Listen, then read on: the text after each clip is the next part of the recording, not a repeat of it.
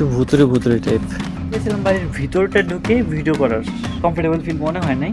পুরনো ঐতিহ্য হিসেবে এটাও কিন্তু অন্যতম। Hey guys, this is Subrata and welcome to fresh new blog. তো আজকে চলে আসলাম রাজবাড়ির পুরাতন রেলের একটা জায়গা।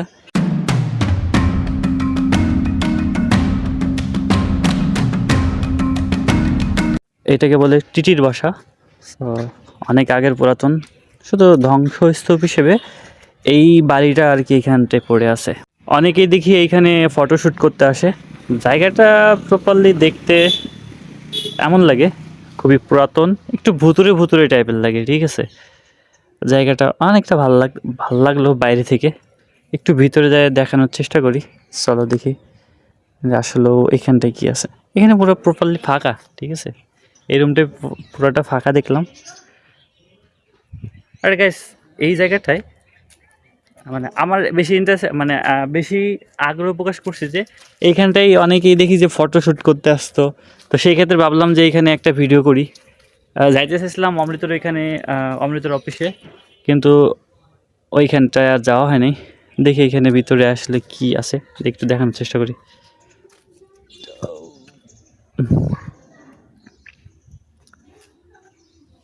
আসলে ভিতর থেকে দেখতে এই জায়গাটা ঠিক এইভাবে, মানে ইট পাথরের, মানে এরকম একটা ওয়াল, অনেক আগের ব্রিটিশ আমলের। আর এটা ব্রিটিশ আমলেরই কিন্তু তৈরি, ব্রিটিশ ওই আমলেই এখানে যারা টিটি পাস করতো তার 2-3 বছর পর এখানে সম্ভবত শিফট করছে। সো টিটি এটা ওসি নাকি, টিটির ওসি থাকে কি না রেলওয়ে সেটা বলতে পারলাম না, বাট এইখানে এর বাসা ছিল। তার ওই পাশে হচ্ছে টিটির বাসা ছিল। আর এইখানটা আপাতত মনে হয় মানুষ বসবাস করে। তো প্রপারলি এইখানে তাদের জ্বালানি কিছু এখানে সংগ্রহ করে রাখছে।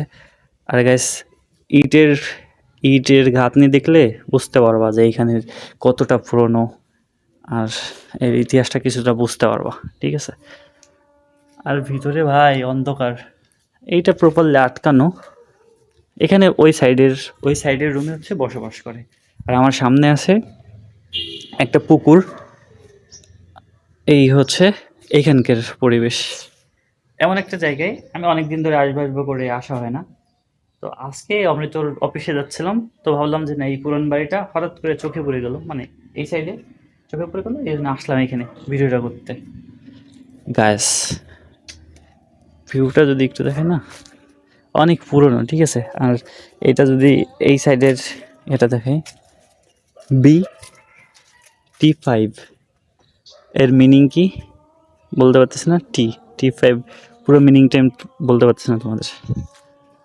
এটা না কিছুটা ভুতুরে জায়গার মতো লাগে, বাট এটা ব্রিটিশ আমলের কিছু একটা স্মৃতি হিসেবে এখানে পড়ে আছে।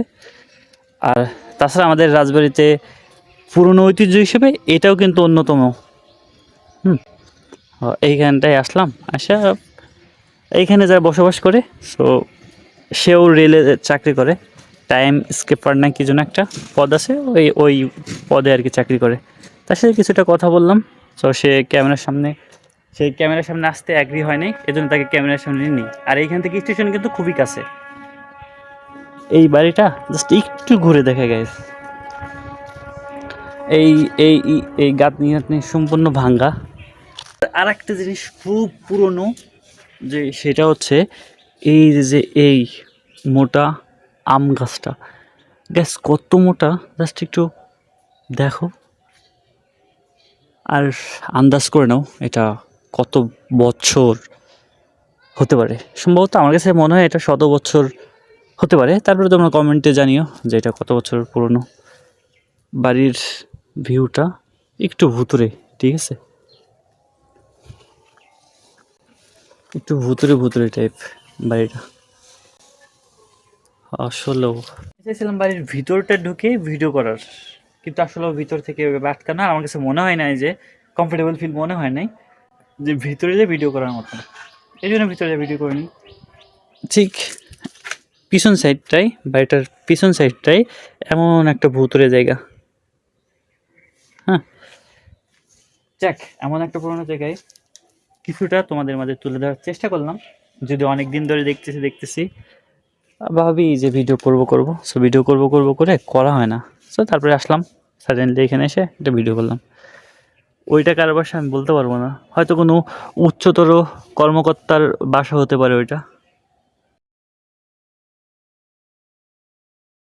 গ্যাস এখন 4টার আজান দিয়ে দিছে, এখন দোকানে যাইতে হবে।